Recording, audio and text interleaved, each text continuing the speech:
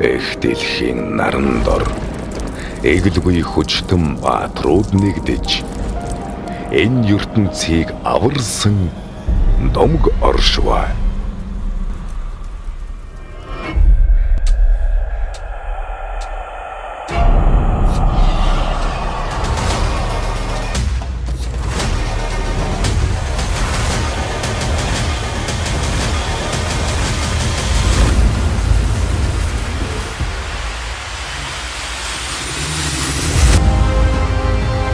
Монголын анхны ардын үжигэн жүжиг нарны домог.